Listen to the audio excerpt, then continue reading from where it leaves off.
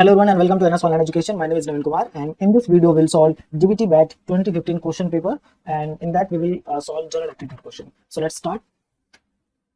Our first question is from a group of 7 women and 6 men. 5 persons are required to form a selection committee in which at least 3 women should be there. How many are the possibilities? इस type का जो question है ये आपके related है combination से, और सबसे पहले आपको इस टाइप के क्वेश्चन में यही फाइंड आउट करना होता है कि क्वेश्चन परम्यूटेशन से रिलेटेड है या क्वेश्चन कॉम्बिनेशन से रिलेटेड है। ठीक है, तो ये जो क्वेश्चन है कॉम्बिनेशन से रिलेटेड है, और कॉम्बिनेशन में क्या है कि ये मैटर करता है कि आपने जो टीम बनाने के लिए किस किस को सेलेक्ट किया है, बट उस टीम में उन लोगों की पोजीशंस क्या है ये मैटर नहीं करती है। ठीक है, जैसे जो आपने क्रिकेट टीम सेलेक्ट की उसमें 11 मेंबर्स आपने सेलेक्ट किए, बट वो 11 मेंबर्स किस पोजीशन पे जो है बैटिंग के लिए जाएंगे ये मैटर नहीं करेगा किस में कॉम्बिनेशन में। बट परम्यूटेशन में हम ये भी फाइंड आउट करेंगे कि वो बैट्समैन जो है फर्स्ट पोजीशन पे कौन है, सेकंड पे कौन है, थर्ड पे कौन है, फोर्थ पे कौन है, तो वो भी मैटर करेगा। ठीक है, तो उसमें देखेंगे कि इस टाइप की कितनी पॉसिबिलिटी हो सकती है। तो यहाँ पर ऐसा इंपॉर्टेंट नहीं है कि हम ये भी फाइंड आउट करें कि फर्स्ट पोजीशन पे कौन होगा, सेकंड पे कौन होगा। यहाँ पर जो मैटर कर रहा है दैट इज कि वो जो 5% की जो इन्होंने कमेटी फॉर्म की है उसमें कौन कौन रहेगा ये मैटर कर रहा है। तो ये क्वेश्चन रिलेटेड है कॉम्बिनेशन से। ठीक है, आई होप आपको परम्यूटेशन और कॉम्बिनेशन का मीनिंग क्लियर हुआ होगा।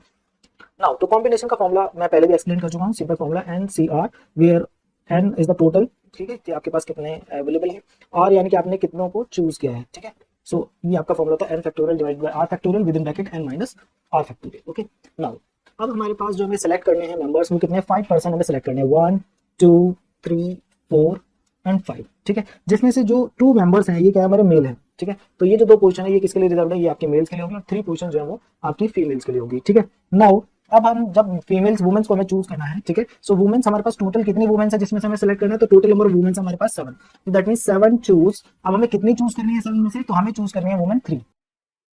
Okay, so 7 choose 3, 7 total number of womens है जिसमें से हमें सेलेक्ट कितने करने हैं, 3 सेलेक्ट करने हैं। ठीक है, that will be equals to 7 factorial divided by 3 factorial and with in bracket n minus r, that will be 7 minus 3, so 7 minus 3 factorial. इसको अगर हम सॉल्व करेंगे तो that will be 7 into 6 into 5 and into 4 factorial. ठीक है, ये मैंने आपको पहले प्रीवियस वीडियो में एक्सप्लेन किया किस तरीके से फैक्टोरियल को ओपन करते हैं।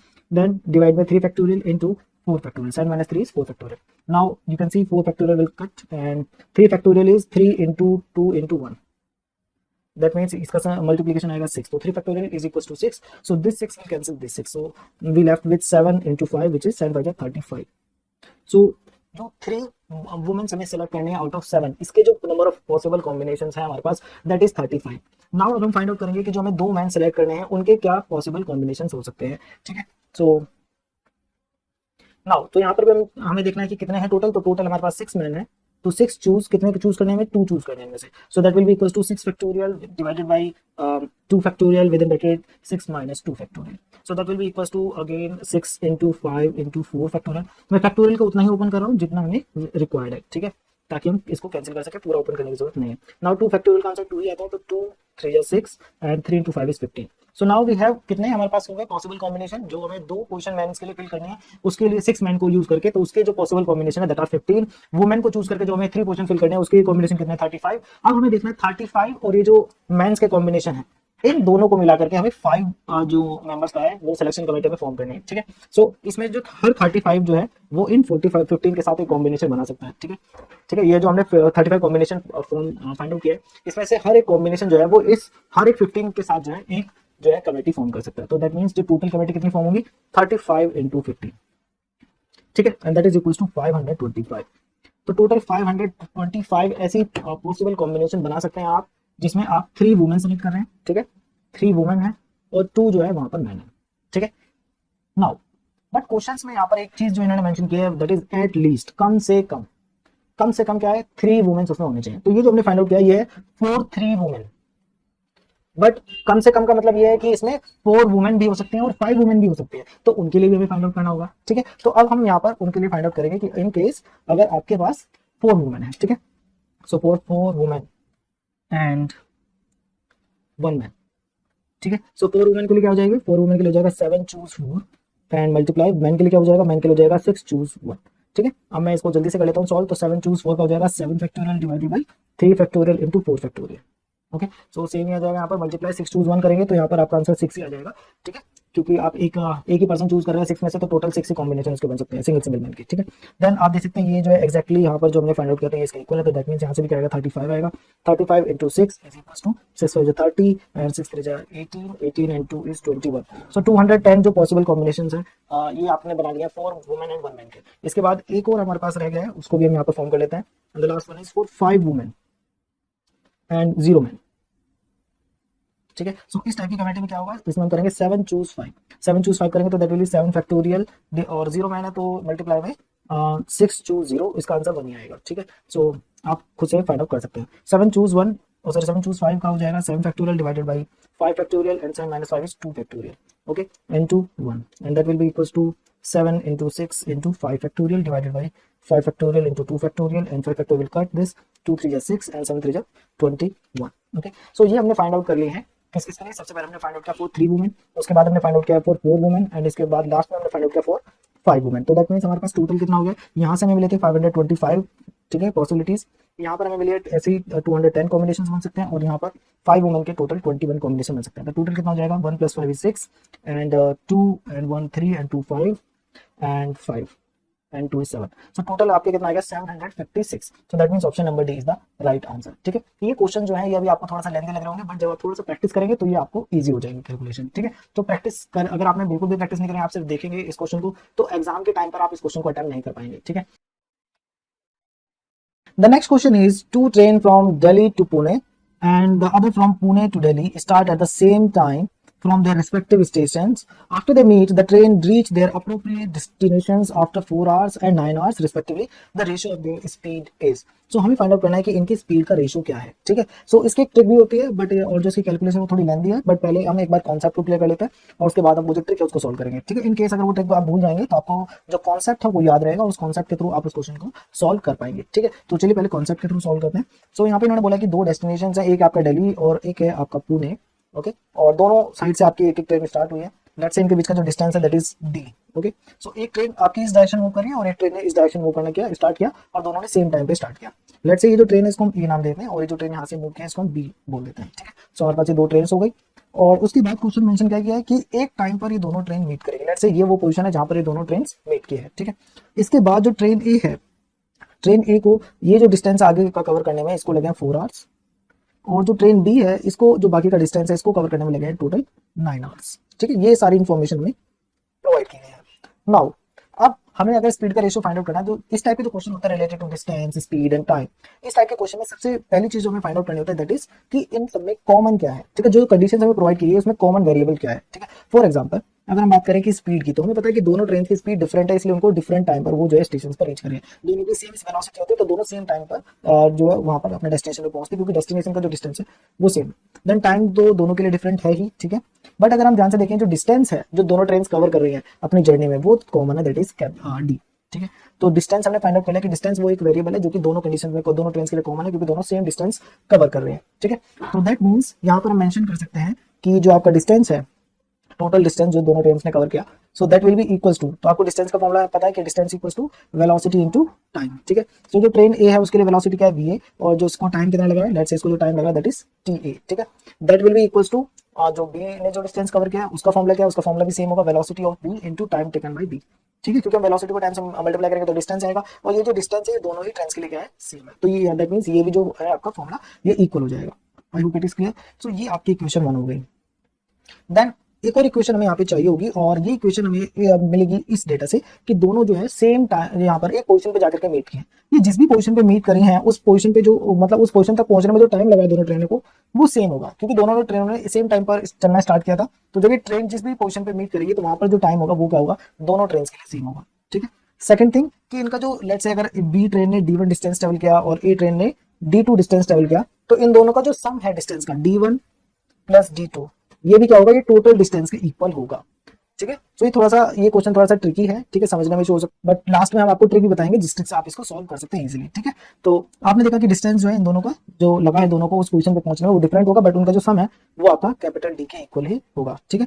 नाउ तो जो आपको डिस्टेंस लेट्स से जो इसको हम वन ले लेते हैं, जो फर्स्ट ट्रेन है उसके लिए इसको सेकंड में शिफ्ट।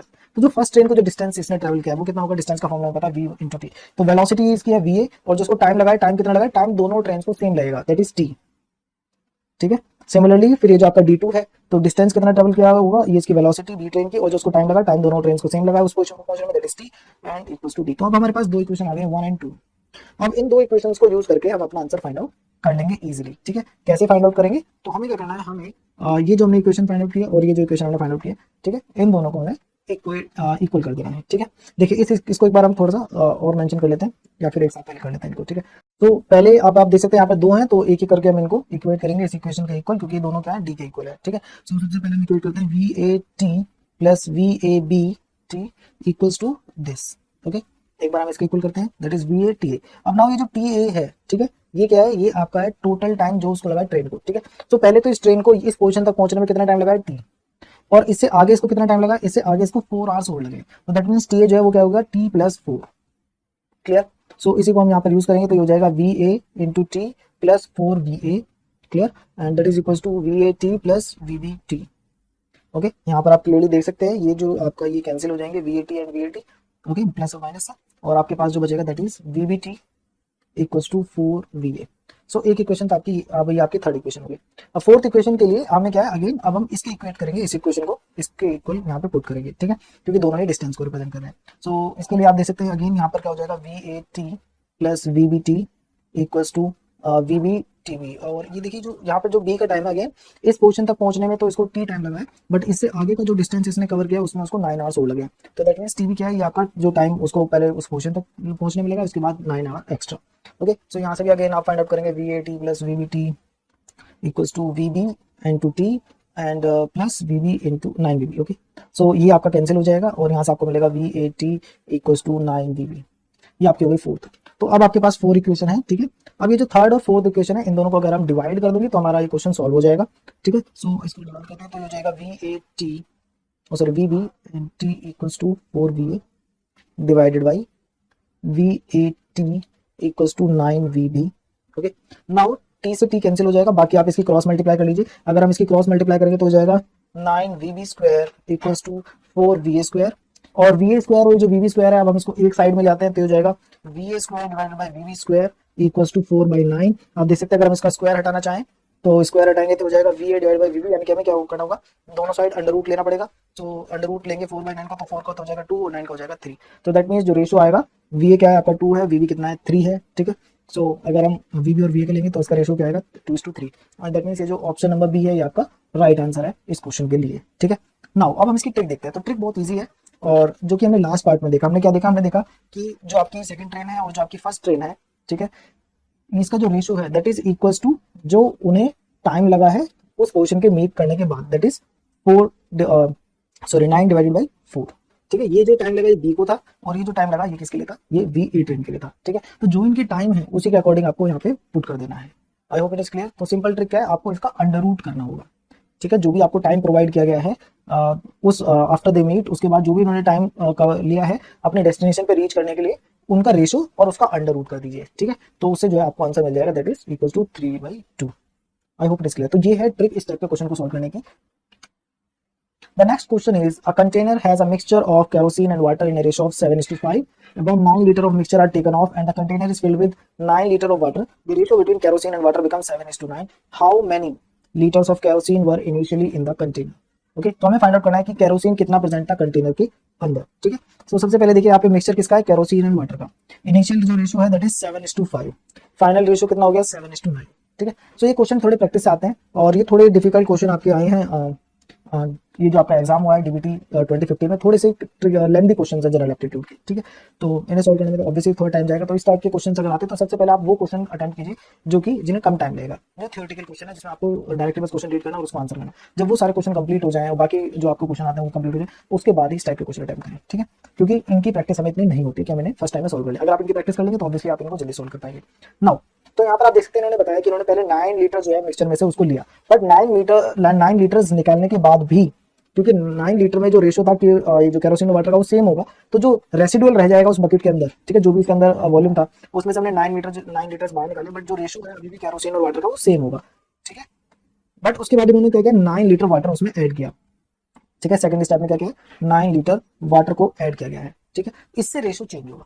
ठीक है, तो मैं आपको यहाँ पर ये बताना चाह रहा हूँ कि 9 लीटर निकालने से रेशो में कोई चेंज नहीं आता। जो अभी भी जो यहाँ पे लेफ्ट बचेगा, जो भी आपका वॉल्यूम यहाँ पे लेफ्ट रह गया होगा, उसका रेशो अभी भी वो होगा जो 9 लीटर मिक्सचर निकालने से पहले होगा, ठीक है। बट जब आप कुछ ऐड करते हैं तो उससे रेशो चेंज होगा, ठीक है। आप अगर और केरोसिन ऐड करते हैं और वाटर ऐड करते हैं तो उससे आपका रेशो चेंज होगा। बट ये जो फर्स्ट स्टेप है इससे आपका जो चेंज नहीं होगा रेशो, ठीक है। नाउ बट जो सेकंड है, इसके बाद क्या क्या सेकंड स्टेप में 9 लीटर्स वाटर ऐड किया गया, जिसकी वजह से जो वाटर जो पहले 5 था अब ये कितना हो गया, 9 हो गया। तो दैट मींस इसमें कितना चेंज आया, इसमें चेंज आया +4 का, ठीक है। और जो +4 जो चेंज आया है इसमें, वो किसकी वजह से आया, वो आया है 9 लीटर वाटर ऐड करने से। दैट मींस जो 1 पार्ट है ये आपके क्या है, तो ये आपके लेट्स से 7 + 5 = 12, तो 12 पार्ट्स जो है आपके मिक्सचर का, उसमें से 7 पार्ट्स केरोसिन था, 5 पार्ट्स आपका वाटर था, ठीक है। बट आफ्टर दैट क्या हुआ, 9 लीटर वाटर ऐड करने से जो 7 पार्ट केरोसिन तो अभी भी वही है, क्योंकि केरोसिन चेंज नहीं हुआ है, क्योंकि ऐड तो सिर्फ वाटर हुआ है, ठीक है। सो आपको अगर इस टाइप का रेशियो मिलता है, अगर मान लीजिए यहाँ पर आपका 7 नहीं होता, इसकी जगह पर आपका लेट से होता है यहाँ पर 3, तो उस केस में हमें क्या करना होता है, ये जो सबसे पहले जो केरोसिन है, पहले इसे हम क्या करते हैं, इक्वल करते हैं। कैसे करते हैं, इसको मल्टीप्लाई कर देते हैं 3 से और इसको मल्टीप्लाई कर देते हैं 7 से, तो ये 21 है, ये भी आपका क्या हो जाता है 21। ये सेम होना जरूरी है, अदरवाइज हम इसको इस तरीके से सॉल्व नहीं कर पाएंगे। हम देख सकते हैं कि केरोसिन पहले भी 7 पार्ट प्रेजेंट था, अभी भी 7 पार्ट प्रेजेंट है, बट वाटर जो पहले 5 पार्ट था, अब उसके नंबर ऑफ पार्ट्स इंक्रीज हो गए हैं मिक्सचर में, ठीक है। सो 12 पार्ट्स में पहले 7 पार्ट केरोसिन था, 5 पार्ट्स वाटर था, अब जो है 16 पार्ट्स में 7 + 9 16 पार्ट्स में 7 केरोसिन आया है और बाकी का जो 9 है वो क्या है, वाटर। तो वाटर इंक्रीज हुआ है, कितना इंक्रीज हुआ है, 4। ये किसकी वजह से हुआ है, 9 लीटर वाटर ऐड करने की वजह से हुआ है। दैट मींस जो 4 part equals to 9 litre water, तो दैट मींस 1 पार्ट कितना हो जाएगा, 1 पार्ट विल बी 9 / 4 लीटर। तो हमें पता चल गया कि ये जो हमारे पास 1 पार्ट है इसकी वैल्यू है 9/4 लीटर के इक्वल है। तो दैट मींस 7 जो केरोसिन है वो कितना था, 7 पार्ट था, तो 1 पार्ट अगर 9/4 लीटर के इक्वल है, तो 7 पार्ट किसके इक्वल हो जाएंगे, 7 × 9/4 litre, and that will be equals to 7 × 9 = 63 / 4 litre. तो जो केरोसिन है आपका वो कितना है, 63/4 litre. It is clear. But यहाँ पर एक और चीज ये है कि ये पार्ट तो वो है जो कि 9 लीटर रिमूव करने के बाद जो केरोसिन उसमें रह गया था, क्योंकि 9 लीटर मिक्सचर भी तो रिमूव हुआ है, ठीक है। तो ये जो 9 लीटर मिक्सचर रिमूव किया गया, अब हमें ये भी फाइंड आउट करना होगा कि इसमें कितना केरोसिन चला गया, ठीक है। तो कितना केरोसिन था वो कैसे फाइंड आउट करेंगे, तो देखिए कि टोटल आपका क्या है, 7 + 5 = 12, ठीक है। 12 में से कितने पार्ट केरोसिन है, 7, यानी कि जो भी मिक्सचर है उसमें केरोसिन कितना होगा, उसमें केरोसिन होगा 7/12, उसमें वाटर कितना होगा, उसमें वाटर होगा 5/12। ये तो रेशो है, ठीक है। इसी तरीके से हम फाइंड आउट करते हैं, ओके। सो 9 लीटर में से कितना पार्ट केरोसिन है, 7/12 पार्ट जो है वो आपके किसका है, केरोसिन का है, ठीक है। सो अगर हम दोनों को मल्टीप्लाई करते हैं तो दैट विल बी 3 × 3 = 9, 3 × 4 = 12, 7 × 3 = 21 / 4। सो ये वो केरोसिन है जो कि 9 लीटर वाटर जो सॉरी मिक्सचर जो हमने फर्स्ट पार्ट में रिमूव किया है उसके साथ चला गया था, ठीक है। बाकी ये जो 7 पार्ट्स है ये वो पार्ट्स है जो इसमें रेसिडुअल रह गए थे, ठीक है, केरोसिन के, और उसके बाद वाटर ऐड करने से वाटर का प्रपोर्शन इंक्रीज हुआ। तो सबसे पहले तो हमने ये देखा कि जो हमने ऐड किया है उससे हमने फाइंड आउट किया कि इसमें ये जो 7, 5, 9 और ये सब है, इसमें जो 1 पार्ट है उसका मीनिंग क्या है, वो कितने लीटर के इक्वल है। उसके बाद उस लीटर से हमने फाइंड आउट किया कि ये तो 7 लीटर 7 पार्ट है केरोसिन इसमें, तो 1 पार्ट की अगर लीटर हमें पता चला तो 7 पार्ट के लिए हम निकालेंगे, तो 7 पार्ट का कितना है, 73/4 लीटर। इसके बाद हमने ये देखा क्योंकि 9 लीटर में पहले रिमूव कर लिया था, तो 9 लीटर में कितना चला गया केरोसिन, ठीक है। तो जैसे कि मैंने कहा कि थोड़े से लेंथी क्वेश्चन यहाँ पे दिए गए थे इस पेपर के अंदर, थोड़ा सा इजी देना चाहिए था। तो अब हम क्या करेंगे, ये जो हमारा जो बच गया था ये वो लीटर है, और ये जो आपका रिमूव किया गया था ये वो है, इन दोनों को ऐड कर देंगे तो हमें पता चल जाएगा कि इनिशियली कितना केरोसिन उसके अंदर था कंटेनर के अंदर, and that will be equals to 4। यहाँ से आप ले लेंगे तो 16, 3 + 21, तो 4 एंड 6 तो दैट विल बी 4 × 2 4 म्हणजे 4 21 लीटर जो है आपका केरोसिन था। That means option number C is the right answer for this question, okay. I hope आपको समझ में आएगा, एक बार इसको फिर से ट्राई करें, बट ये तभी हम करेंगे जब ये दोनों सेम हो। क्यों, क्योंकि हम ये अज्यूम कर रहे हैं कि 9 लीटर जो मिक्सचर निकाला है उससे केरोसिन का जो रेशियो, केरोसिन वाटर का रेशियो अफेक्ट नहीं होगा। दूसरा वाटर ऐड किया गया है, अगर केरोसिन ऐड किया होता तो ये जो 7 है और ये जो आफ्टर एडिशन है ये चेंज होना चाहिए, बट ये चेंज इसलिए नहीं हुआ क्योंकि केरोसिन ऐड किया, हमने सिर्फ वाटर ऐड किया, तो वाटर के ही पार्ट्स जो नंबर ऑफ पार्ट्स है वो चेंज हो गए, ठीक है। और इसलिए मैंने आपको बताया कि अगर आपको दो डिफरेंट रेशियो मिलते हैं, यहाँ पे 7 मेंशन है और यहाँ पर 7 है, तो यहाँ पर तो अभी सेम है, बट अगर आपको डिफरेंट मिलते हैं तो पहले आपको उसको सेम करना होगा, ठीक है। कैसे, उनको मल्टीप्लाई कर दीजिए अपोजिट नंबर से, ठीक है। The next question is find the missing number in the series। तो इस टाइप के क्वेश्चन काफी पूछे गए हैं डीबीटी एग्जाम में, आप इजीली देख सकते हैं। यहाँ पर ज्यादा ये इस टाइप के क्वेश्चन ज्यादा डिफिकल्ट नहीं आते हैं, ठीक है, मिसिंग नंबर से रिलेटेड। सो 40 को अगर 120 बनाना है तो आप देख सकते हैं 4 × 3 = 12, तो दैट मींस यहाँ पर इसकी मल्टीप्लाई किससे की गई है, 3 से मल्टीप्लाई की गई है, ठीक है। 4 × 3 = 12, तो मल्टीप्लाई 3। देन आप देखेंगे 120 से अगर आपको 60 बनाना है तो दैट मींस यहाँ पर क्या किया है, यहाँ पर इन्होंने डिवाइड किया है, किससे, 2 से डिवाइड किया, ठीक है। सो 40 से अगर आपको 120, मैं एक बार यहाँ पर पूरा प्रॉपर्टीज को लिख लेता हूँ, 180, 90, उसके बाद हमें फाइंड आउट करना है, then 135, okay. So in this case you know 40 को अगर हमें 120 में बनाना है तो दैट मींस मल्टीप्लाई यहाँ पर 3 हुआ है। देन 120 से अगर हमें 60 फॉर्म करना है तो आप देख सकते हैं क्लियरली डिवाइड किया होगा 2 के साथ। 60 को 180, 6 × 3 = 18, तो मल्टीप्लाई 3, 180 से 90 अगेन डिवाइड किया है 2 के साथ। तो आपको सिंपल ऑपरेशन देखना है कि नेक्स्ट नंबर लाने के लिए क्या ऑपरेशन यूज क्या होगा, ठीक है। इसी टाइप का क्वेश्चन आपके डेरिवेटिव में पूछ रहे हैं। तो नेक्स्ट क्या होगा, नेक्स्ट जो ऑपरेशन में यूज करना है ऑब्वियस सी बात है, हमें मल्टीप्लाई करना 3 के साथ। तो 9 3 27, तो आंसर क्या हो जाएगा 270। ओके, और इसके बाद आप देखेंगे तो यहाँ पर नेक्स्ट ऑपरेशन होना चाहिए हाफ, और आप देख सकते हैं 135 क्या है 270 का हाफ है। तो that means option number B is the right answer. The next question is if a rectangle was called a circle, यानी कि जो रेक्टेंगल है उसे क्या बोला जा रहा है, उसको सर्कल बोला गया। देन सर्कल अ पॉइंट, यानी कि जो सर्कल है उसे एक पॉइंट बोला गया, ठीक है। और पॉइंट जो है इसको अ पॉइंट और ट्राइंगल, एक पॉइंट को क्या बोला गया, ट्राइंगल बोला गया। एक ट्राइंगल को स्क्वायर बोला गया। And the shape of a wheel would be, तो अगर ये सारे आपको बताया गया कि अगर आपका जो स्क्वायर है उसको सर्कल बोला जाता है, और सर्कल को पॉइंट बोला जाता है, पॉइंट को ट्रायंगल बोला जाता है, ट्रायंगल को स्क्वायर बोला जाता है, तो उस केस में जो व्हील है उसकी शेप क्या है। तो व्हील आपको पता है सर्कल होता है, और सर्कल को क्या बोला गया है, सर्कल को पॉइंट बोला गया है। तो that means option number C is the right answer. The next question है A B C D E and F are standing in a circle facing the centre. ये भी इंपॉर्टेंट होता है कि किस तरफ फेस किया हुआ है, ठीक है।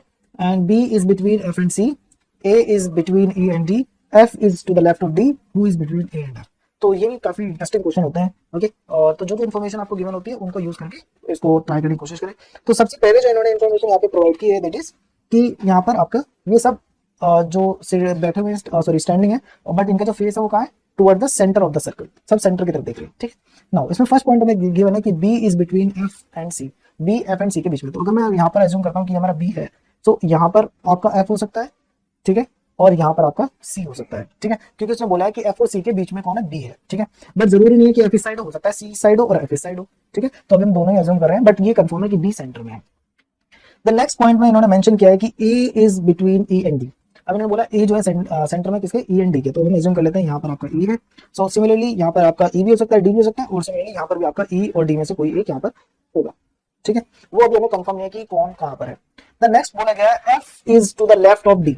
सो अब यही पॉइंट जो है यहाँ पर डिटरमाइन करेगा कि कौन कहाँ पर बैठा हुआ है, ठीक है। देखते हैं कैसे। यहाँ पर देखिए डी कहाँ है, F is to the left of D.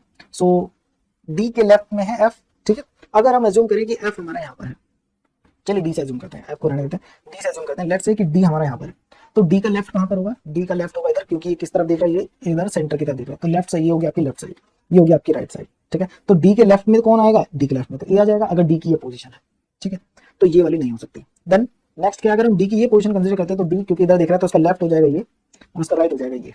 तो इसके राइट में तो ए आएगा, और इसके लेफ्ट में कौन आएगा, इसके लेफ्ट में एफ या सी में से कोई आ सकता है। और यहाँ पर उन्होंने बोला है कि डी के लेफ्ट में कौन है, एफ है, तो दैट मींस एफ यहाँ पर कंफर्म हो गया कि यहाँ पर एफ है। तो दैट मींस यहाँ पर सी नहीं होगा, अगर सी यहाँ पर है तो यहाँ पर ये एफ नहीं हो सकता है, ठीक है। और डी हमने यहाँ पे कंफर्म कर दिया, तो दैट मींस ई यहाँ पर नहीं होगा, और डी यहाँ पर नहीं होगा, तो ई यहाँ पर कंफर्म हो जाएगा। तो दैट मींस अब आपको क्लियर हो गया कि कौन कहाँ पर है, ठीक है। तो इस टाइप से पहले जो भी बताया जाए उसको पहले अच्छे से वहाँ पर उस डेटा को पहले सर्कल में डालिए, और अगर आपको कंफर्म नहीं है कि कौन कहाँ पर है तो वहाँ पे कॉमा लगा लीजिए कि ये भी हो सकता है, ये भी हो सकता है, ये भी हो सकता है, ठीक है। उसके बाद उनको एलिमिनेट करिए जैसे जैसे आपको इन्फॉर्मेशन प्रोवाइड की जाती है, ठीक है। सो अब आप देख सकते हैं इन्होंने पूछा who is between A and F, A and F के बीच में कौन है, तो ए हमारे यहाँ पर है, एफ यहाँ हमारे यहाँ पर है, दैट मींस इसके सेंटर में कौन है, डी है। तो that means option number C is the right answer. Next question is if counting was done in base 5 instead of 10, so that 5 in the base 10 would be written as 10 in base 5, 6 in base 10 would be written as 11 in base 5, then 89 in base 10 will be written as which of the following number in base 5। ठीक है, इसको अगर मैं थोड़ा explain करूंगा तो इसमें time थोड़ा ज्यादा लग सकता है, तो मैं डायरेक्ट यहाँ पर ट्रिक की बात करता हूँ कि किस ट्रिक से आप इस क्वेश्चन को सोल्व कर सकते हैं, ठीक है। और हो सकता है कि इसको एक्सप्लेन करते समझ में ना आए, बट बेसिक कॉन्सेप्ट यहाँ पर ये है कि जो नॉर्मल काउंटिंग है 1 2 3 4 5 6 7 8 9 10, सो यहाँ पर बोला गया है कि अब जो बेस 10 होता है, 10 के बाद हम क्या करते हैं दोबारा से अगेन यहाँ पर 11 12 इस तरीके से लिखते हैं। तो बेस हमारे यहाँ पर 10 रहता है, ठीक है। 10 के बाद दोबारा से उसमें हम 1 2 3 साइड में लिखना स्टार्ट करते हैं, 21 लिखना स्टार्ट कर देते हैं, 22 लिखना स्टार्ट कर देते हैं। बट यहाँ पर क्या है कि अब जो नया बेस है काउंटिंग में वो 5 है, यानी कि 1 2 3 4 देन ये 5। अब जो नेक्स्ट नंबर आएगा दैट विल बी वो आपका जैसे यहाँ पर 11 है उसकी तरह वो नंबर यहाँ पर आएगा, उसके बाद नेक्स्ट नंबर आएगा, उसके बाद नेक्स्ट नंबर। अब काउंटिंग 5 बेस से चलेगी, ठीक है, ना कि 10 बेस है। तो 10 बेस से चलती तो 11 12 आता है। तो इसमें यहाँ पर यही मेंशन किया गया है कि if counting was done in 5 base instead of 10 so that 5 in base 10, तो ये जो 5 है बेस 10 में it would be written as 10, ठीक है। यानी कि ये जो आपका यहाँ पर है इसको हम क्या लिखेंगे, 10 की फॉर्म में लिखेंगे जब हम 5 बेस की काउंटिंग कर रहे हैं, ठीक है। और इसके बाद उन्होंने बोला है 6 इन बेस 10, तो 6 आपका ये जो बेस 10 में है इसे हम क्या लिखेंगे, इसे हम 11 की तरह लिखेंगे, यानी कि ये आपका क्या हो जाएगा यहाँ पर, जैसे हम 11 लिखते हैं यहाँ पर इसकी फॉर्म में लिखेंगे इन बेस 5। ठीक है, आई होप ये थोड़ा सा कंफ्यूजिंग तो है, बट इसकी मैं ट्रिक सिंपल आपको बताता हूँ किस तरीके से फाइंड आउट करें। तो सिमिलरली यहाँ पर 89 के लिए पूछेगा, सो इसकी ट्रिक में हम क्या करते हैं, जो नंबर हमें प्रोवाइडेड है 89 उसे डिवाइड करेंगे जिस बेस की काउंटिंग हमें करनी है, तो हमें 5 बेस की काउंटिंग करनी है, तो इसे हम 5 से डिवाइड करते हैं। ठीक है, सो इसको हम 5 से डिवाइड करेंगे तो यहाँ पर आंसर कितना आएगा, 85 divide by 5 will be 5 5 and then उसमें 89 है, ये नंबर है हमारा 89 डिवाइड बाई 5, सो 5 इंटू 5 3 आपका रह जाएगा 39, 5 समझा 35, सो रिमाइंडर कितना रह जाएगा 35 और 9, तो ये आपका हो जाएगा 39 माइनस 35 इज 4, सो आपका यहाँ पर रिमाइंडर है 4, रिमाइंडर इज 4। ठीक है, अब ये जो आपका डिवीजन के बाद जो आया है इसको अगेन हम डिवाइड करेंगे 5 से। ठीक है, तो 17 अगेन डिवाइडेड बाय 5 और उसके बाद हमें यही देखना है कि रिमाइंडर कितना आ रहा है। ठीक है, सो इसको अगेन डिवाइड करेंगे तो 5 थे 15 आपका आ गया यहाँ से और 2 आपका रिमाइंडर आ जाएगा, तो यहाँ पे आप जो रिमाइंडर है दैट इज 2। देन अगेन जो 3 आया इसको अगेन हम 5 से डिवाइड करेंगे, सो यहाँ पे 0 आएगा और जो रिमाइंडर है दैट विल बी 3। तो आपने देखा कि जो रिमाइंडर है वो हमें देखना है कि रिमाइंडर कितना बचेगा हर डिवीजन पे 5 के साथ। ठीक है, और उसके बाद जो आपका नंबर आएगा वो क्या है, ये जो रिमाइंडर है इसी को आपको राइट कर देना है। ठीक है, यहाँ से फ्रॉम लास्ट से जो आपका फर्स्ट में आपने जो रिमाइंडर फाइंड आउट किया था। ठीक है, तो लास्ट रिमाइंडर जो हमने फाइंड आउट किया दैट इज 3, उससे पहले हमने किया 2, उससे पहले किया हमने 4, तो ये जो 324 है यही आपका नंबर है। ठीक है, यानी कि जो आपका 89 है बेस 10 में। ठीक है, ये इसको अगर हम बेस 5 में लिखना चाहेंगे, ठीक है, then 89 is base 10 will be written as which are one of the following number in base 5। तो बेस 5 में कौन सा नंबर है जो 89 को रिप्रेजेंट करेगा जो कि बेस 10 का है, दैट इज 324। ठीक है, that means option number B. तो इस ट्रिक को आपको याद रखना है इस टाइप के क्वेश्चन सॉल्व करने के लिए। क्लियर, और अगर बेस चेंज हो जाएगा तो आपको उसी नंबर से वहां पर डिवाइड करना है। ठीक है, यहाँ पे हमारा बेस 5 है तो हमने 5 से डिवाइड किया।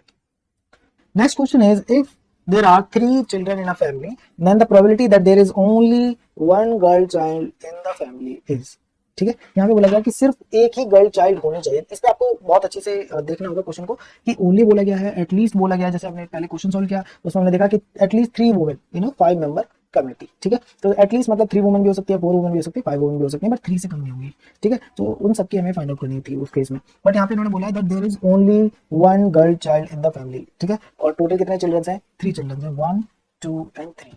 ठीक है, और इस केस में अगर आप देखें कि ये आपका गर्ल हो गया, ये आपका बॉय और ये आपका बॉय, तो आपको पता है कि जो चांसेस होते हैं वो क्या होते हैं, इक्वल चांस होते हैं। ठीक है, आपका जो गर्ल है चाइल्ड और या फिर बॉय चाइल्ड होगा इसके इक्वल प्रोबेबिलिटी है, जैसे कि हेड एंड टेल में 50-50% होता है। तो सिमिलरली यहाँ पर जो है गर्ल होने के चांसेस 1/2 1/2 1/2 और इस सीक्वेंस के, ठीक है, होने के चांसेस क्या है 1/8। यानी कि अगर आपका फर्स्ट चाइल्ड गर्ल है और सेकंड और जो थर्ड चाइल्ड वो बॉय है तो उसकी जो प्रोबेबिलिटी है दैट इज 1/8। ओके, बट ये भी पॉसिबल है कि जो फर्स्ट चाइल्ड है वो आपका बॉय हो, सेकंड चाइल्ड आपका गर्ल हो और थर्ड चाइल्ड आपका बॉय हो, तो उस केस में भी अगेन जो प्रोबेबिलिटी आएगी वो आपकी सेम है, क्योंकि प्रोबेबिलिटी बॉय और गर्ल की क्या है 1/2 है, तो ये भी 1/2 1/2 एंड 1/2। सो ये अगेन ये कितनी हो जाएगी, ये हो जाएगी आपकी 1/8, यहाँ से भी आ जाएगा। फिर एक और सीक्वेंस हो सकता है कि 2 बॉय हो, उसके बाद जो लास्ट जो चाइल्ड है वो आपकी गर्ल हो। ठीक है, तो उसके केस में भी क्या हो जाएगा 1/8। तो टोटल आपके कितने हो गए, टोटल हो गए आपके 1/8 plus 1/8 plus 1/8 is equals to 3/8। ठीक है, सो ये वो प्रोबेबिलिटी है फैमिलीज की। ठीक है, the probability that there is only one girl child in the family is, तो कोई भी फैमिली के अंदर एक गर्ल चाइल्ड है उसकी प्रोबेबिलिटी क्या है 3/8 आउट ऑफ 3 चिल्ड्रन। ठीक है, जिसमें आपकी फर्स्ट जो बर्थ है वो गर्ल हो सकती है, सेकंड बर्थ हो सकता है गर्ल का, या फिर जो थर्ड बर्थ है वो आपकी गर्ल हो सकती है। ठीक है, तो that means option number D is the right answer. Clear, the next question is a student's average marks arithmetic mean on 3 tests is 80, which of the following cannot be the number of tests on which he earned exactly 80 marks। Average से related काफी question debate exam में पूछे हैं, again ये आपका question आ गया average से। तो देखिए एवरेज में यहाँ पे आपको मैंने पहले भी बताया है कि एवरेज का मतलब होता है वो वैल्यू जिसको आप बाकी जो सभी वैल्यू है गिवन डेटा में उन सबसे रिप्लेस कर सकें, बट उसके बाद भी जो आपका सम है वो चेंज ना हो, दैट इज एवरेज। ठीक है, तो हमारे इस केस में भी क्या है कि इसने बताया है कि आपके which of the following cannot be the number of tests on which he earned exactly 8। और कितने टेस्ट हुए, टोटल आपके 3 टेस्ट हुए, तो 1 2 एंड 3। इन सब में अगर हम एवरेज कंसीडर करें तो एवरेज दैट मींस कि इस सब में इसके कितने मार्क्स आने चाहिए, 80 अगर इसके मार्क्स आ जाएंगे तो उस केस में जो इसका एवरेज है वो क्या हो जाएगा 80 हो जाएगा। क्योंकि मैंने आपको बताया अगेन एवरेज वो वैल्यू होती है जिसको आप रिप्लेस कर दे डेटा की वैल्यू से, तो भी जो सम है वो सेम आएगा। तो सम यहाँ पर कितना आएगा 8 प्लस 8 3 24, सो सम कितना आएगा 240। ठीक है, तो 240 ही आना चाहिए सम। ठीक है, अदरवाइज जो ये जो एवरेज है वो चेंज हो जाएगा, तो हमें इसी चीज का ध्यान रखना है। ओके, तो देखते हैं यहाँ पे इन्होंने बोला कि कितने नंबर ऑफ टेस्ट में 80 आए तो एवरेज चेंज नहीं होगा। ठीक है, तो चलिए देखते हैं। सबसे पहले उन्होंने बोला कि किसी भी टेस्ट में आपका 80 मार्क्स नहीं आए तो क्या एवरेज 80 हो सकता है, बिल्कुल हो सकता है। ठीक है, आप कंसिडर कीजिए कि आपका 79 हो गया है, ये आपका 80, सॉरी इसको ले 78, ये आपका 81 और ये आपका 81। अभी भी आप इनका सम करेंगे तो किसके इक्वल आएगा, 240 के। और इसलिए अभी भी जो इसका एवरेज आएगा डिवाइड बाई 3 वो क्या आएगा, 80 के इक्वल आएगा।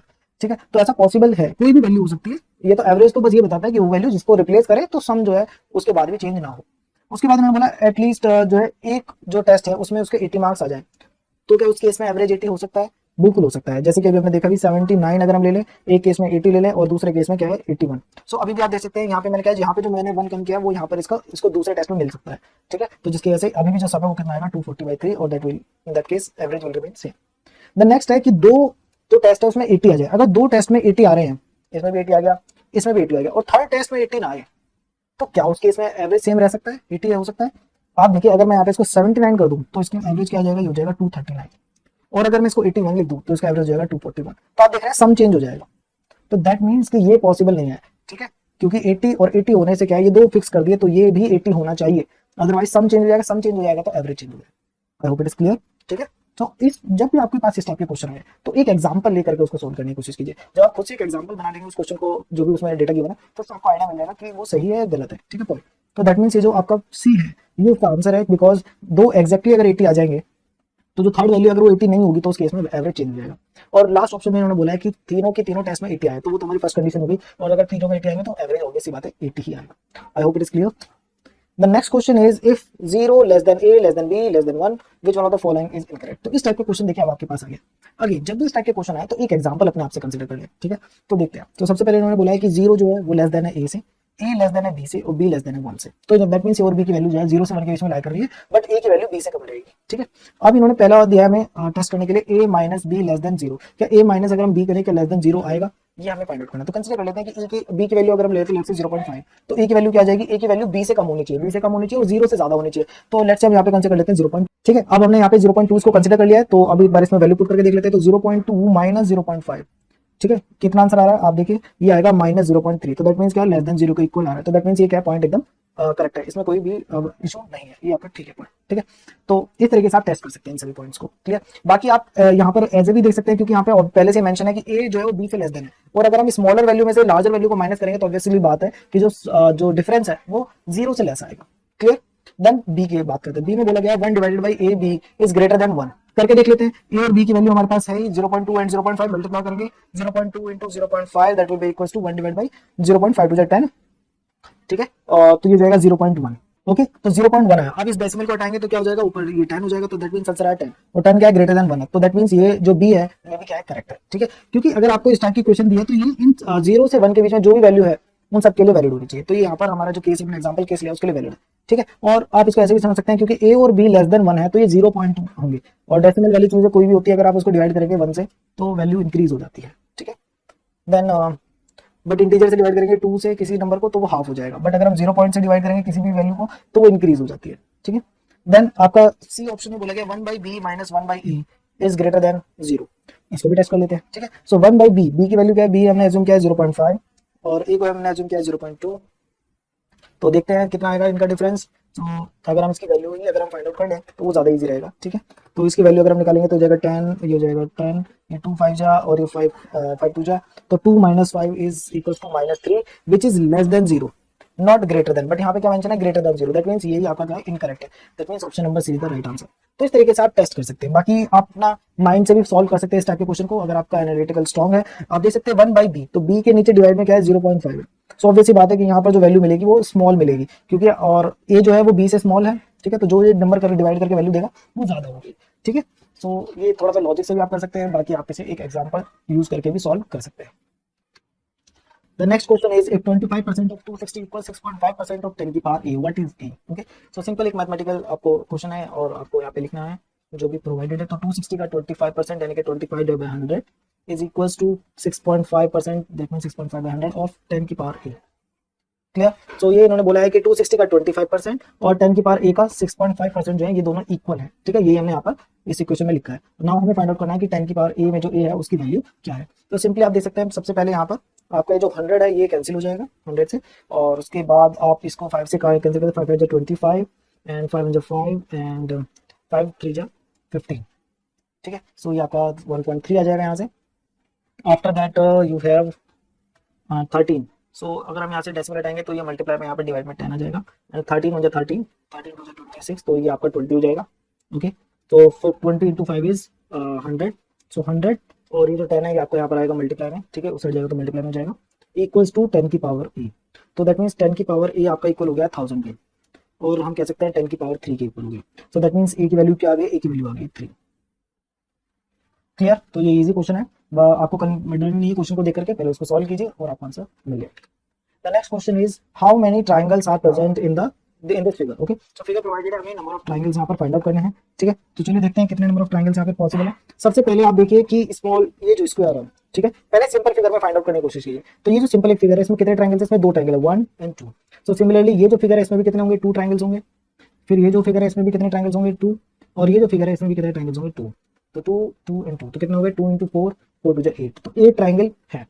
आप देख सकते हैं ऑप्शन में 8 है, 10 है, 12 है, 14 है, तो दैट मींस 8 तो मिनिमम है, तो हमें और फाइंड आउट करने की कोशिश करनी पड़ेगी। बट अगर 8 मैक्सिमम होता ऑप्शंस में तो हम बाकी फाइंड आउट नहीं करते, क्योंकि हमने 8 तो हमने खुद ही नहीं फाइंड आउट कर लिया है, ठीक है। तो चलिए और ट्राइंगल्स फाइंड आउट करने की कोशिश करते हैं। अब क्या है, अब ये हमने सिंपल फिगर्स देखी थी, अब 2 फिगर्स को कंबाइन करके फाइंड आउट करने की कोशिश करते हैं। तो अगर आप देखें इसमें, इस फिगर में अब हम नोटिस करें तो इस फिगर में ये जो ट्राइंगल है ये आपका एक बन रहा है, एक बड़ा ट्राइंगल आपको यहाँ पे मिल जाएगा।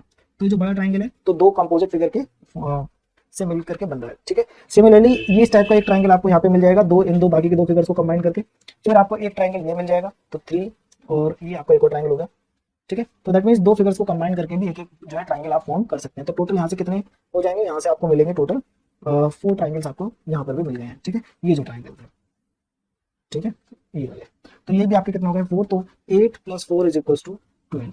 बाकी कोई ट्राइंगल हमें यहाँ पर फॉर्म शेप नजर नहीं आ रही है जो कि ट्राइंगल फॉर्म कर सके। सो दैट मींस जो टोटल ट्राइंगल्स है, नंबर ऑफ ट्राइंगल्स वो कितने हुए, 12। That means option number C is the right answer. The next is a man goes to the house of Sita who is neighbour of Geeta, ठीक है। सो सीता जो है वो क्या है, गीता की नेबर है। तो सीता और इसकी नेबर हम अज्यूम कर लें गीता है, ठीक है। Now who has a daughter name Meera, ठीक है। तो गीता का एक हस्बैंड भी होगा कोई, ठीक है, और उन दोनों की एक डॉटर है, और उस डॉटर का नाम, डॉटर कौन है, ये मीरा है, ठीक है, मीरा। क्लियर? आफ्टर दैट यहाँ पे मेंशन है आशु इज अमन्स फादर। अब ये बिल्कुल ही अलग है, यहाँ पर इनके बीच में कोई रिलेशन नहीं है, तो इसको हम अलग से ड्रॉ करेंगे, ठीक है। सो यहाँ पर बताया गया है कि आशु इज अमन्स फादर, तो आशु जो है ये आपका फादर है, ठीक है। तो आशु फादर है, तो इनके साथ इनकी कोई वाइफ होगी, और इनका जो चाइल्ड है that is Aman. Then next बोला गया है इज मैरिड टू अंजलि। तो आशु जो है, जो कि अमन का फादर है, ये किससे, अंजलि से मैरिड है, यानी कि जो इनकी वाइफ है वो कौन है, Anjali. Then who is sister of Geeta, Anjali who is sister of Geeta. तो अंजलि जो है और जो गीता जो है ये क्या है, ये दोनों सिस्टर्स हैं, यानी कि इनके जो पेरेंट्स हैं, ठीक है, वो आपके यहाँ कॉमन है, ठीक है। तो ये दोनों क्या है, ये दोनों सिस्टर्स हैं। Now how is Meera related to Anjali. तो मीरा अंजलि कैसे रिलेटेड है, तो आप देख सकते हैं क्लियरली, क्योंकि अंजलि और गीता सिस्टर है, और ये गीता की डॉटर है मीरा। तो दैट मीन्स ये अंजलि, मीरा जो है वो अंजलि की कौन है, नईस है, और अंजलि जो है वो मीरा की आंट हो गई, ठीक है। सो यहाँ पे इन्होंने पूछा है how is Meera related to Anjali. तो अंजलि की मीरा क्या लगती है, तो अंजलि की जो मीरा है वो क्या है, नीस है, ठीक है। That means option number is the right answer. The next question is what will come in place of star in the following number series. तो नंबर सीरीज से रिलेटेड काफी क्वेश्चंस हैं, सिंपल है। यहाँ पर आपको क्या है, कॉमन डिफरेंस देखना है। तो आपके पास नंबर है 19, 26, 40, 68, 124, and then we have to find what will be the next number. Okay, so here you can see यहाँ पर 19 से 26 बनाने के लिए कितना यहाँ पर ऐड करना होगा। तो यहाँ पर हम देखेंगे आपको ऐड किया गया है +7 ऐड किया गया है, ठीक है। देन 26 से 40 बनाने के लिए कितना ऐड किया गया है, तो आप देखेंगे यहाँ पर 14 ऐड किया गया, +14। देन 40 से 68 बनाने के लिए यहाँ पर कितना ऐड हुआ है, यहाँ पर 28 ऐड किया गया। देन 28 से 124 बनाने के लिए कितना यहाँ पर ऐड किया गया है, तो आप देखेंगे तो ये जाएगा 14 - 8 is 6 and 11 - 6 is 5। सो 56 यहाँ पर ऐड किया गया। अब हमें देखना है कि ये जो एडिशन हो रहा है नंबर्स का, इसमें कोई रिलेशनशिप है।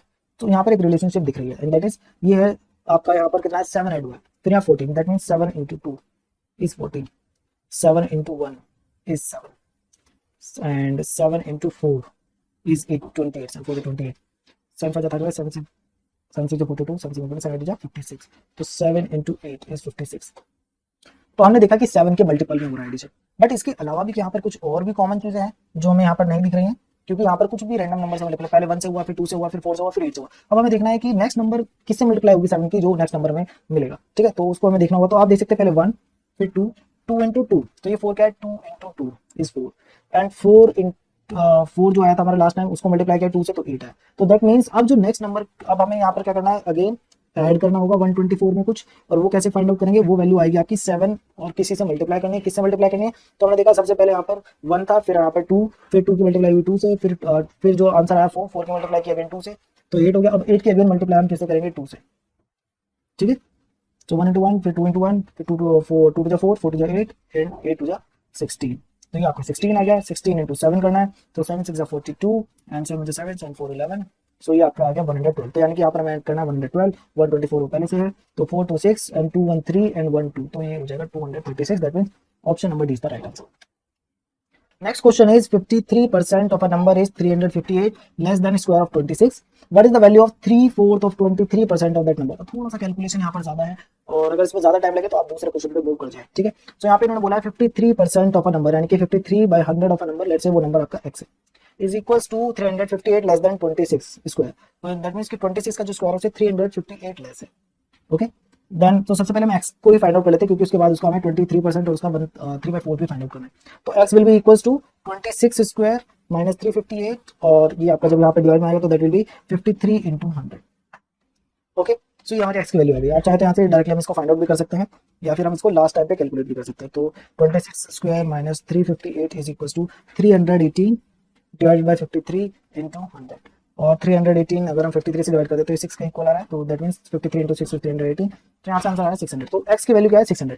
नाउ अब हमें क्या करना है, 600 का 23% फाइंड आउट करना है, और उसका 3/4, what is the value, 3/4 of 23%। सो सबसे पहले हमें 23% निकालना होगा, तो 23/100 ऑफ व्हाट, 600। तो यहाँ पर 0 से 0 कैंसिल हो जाएंगी, एंड ये आपका आ जाएगा 6 3 18 एंड 6 2 12 एंड 3 138। अब ये जो नंबर आया 138, इसका 3/4 हमें चाहिए, ठीक है। 138 का 3/4 हमें वैल्यू चाहिए।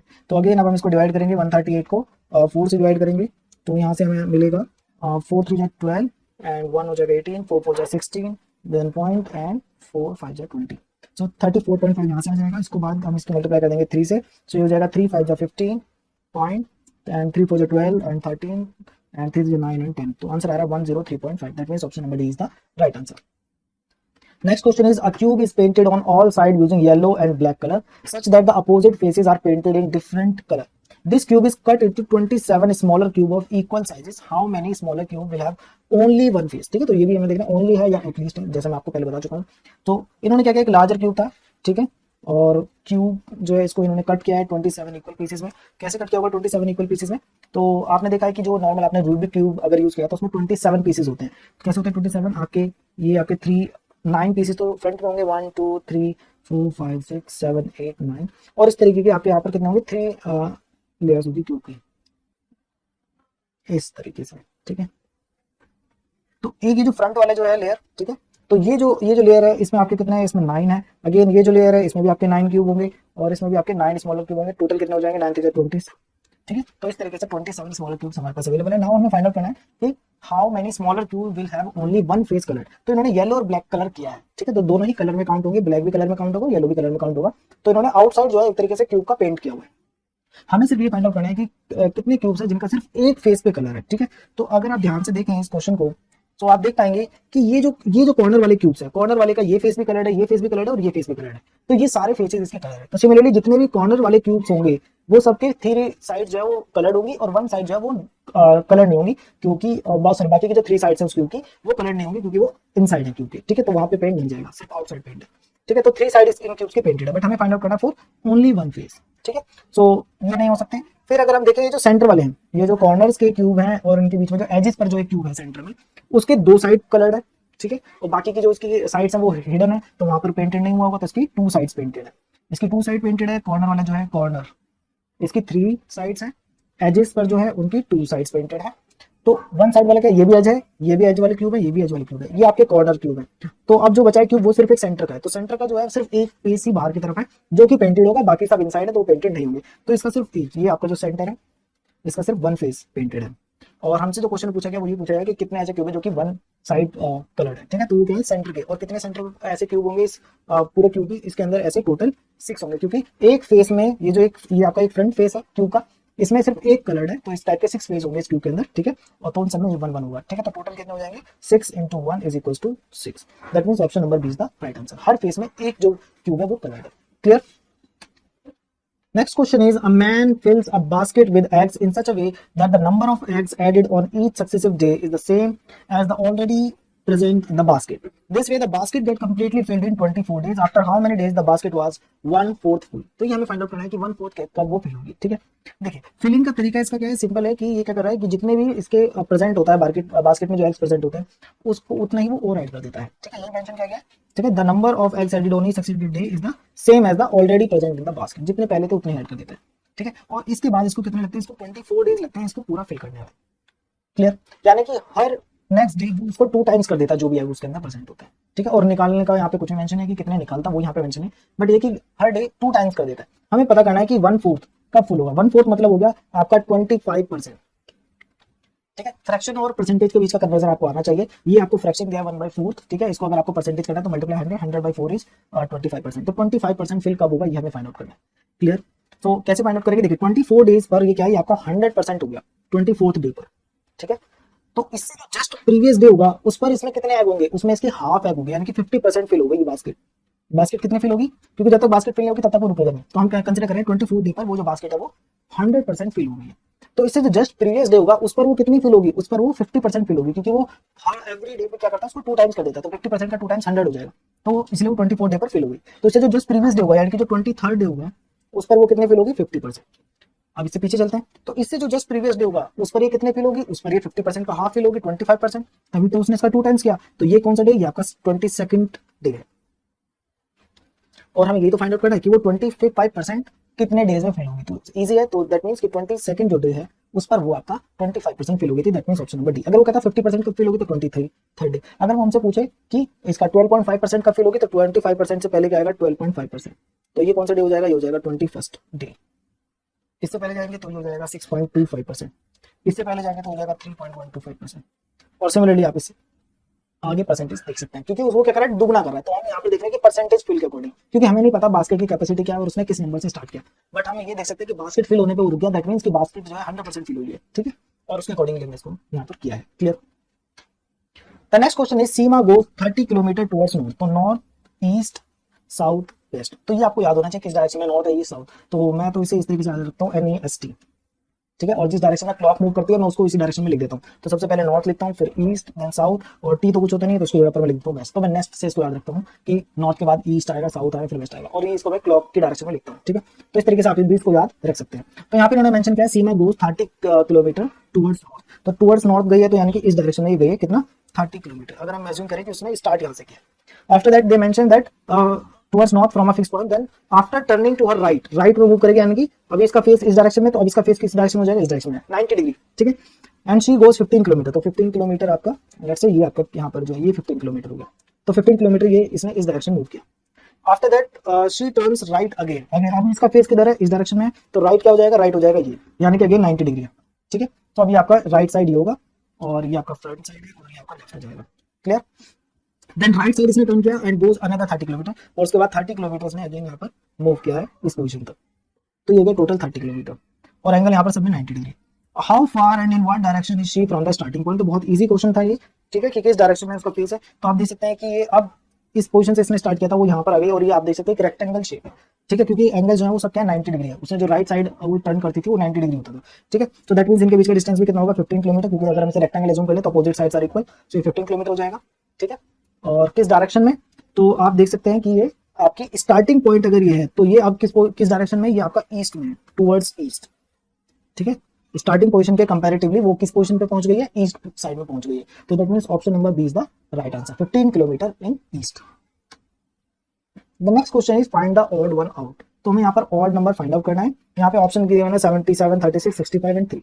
अभी क्वेश्चन थोड़ा सा कंफ्यूजिंग है वैसे, बट यहाँ पर लॉजिक जो इन्होंने यूज किया है मे बी जैसे कि आप देख सकते हैं 77 है तो ये आपका डिविजिबल है 7 से, ये 36 ये आपका 3 से डिविजिबल है, एंड 2 से भी डिविजिबल है, 65 आपका ये 5 से डिविजिबल है। बट 3 क्या है, एक प्राइम नंबर है। प्राइम नंबर बोलते हैं जो कि सिर्फ खुद से डिविजिबल है, बाकी किसी और से डिवाइड नहीं होते हैं। बट और ये देख सकते हैं 7 और 11 से डिवाइड हो सकता है, और अपने खुद से नंबर से तो डिवाइड हो ही सकते हैं। ठीक है, और बाकी नंबर से भी 4 9 36 4 से डिवाइड हो सकता है। ठीक है, तो ये क्या है, इस टाइप के नंबर जो कि सिर्फ खुद से डिवाइड होते हैं उनको हम क्या बोलते हैं, प्राइम नंबर बोलते हैं। ठीक है, तो 3 क्या है, प्राइम नंबर है, खुद से डिवाइड हो सकता है, और शायद ये इसका लॉजिक है find the odd one out का। So this is it. I hope you like all the questions that we have solved and you were able to understand the concept behind that. And if you want to solve more general aptitude question, please find the link in the video description, and you can also go to our website www.nsonlineedu.com. So see you in the next video. Till then, goodbye.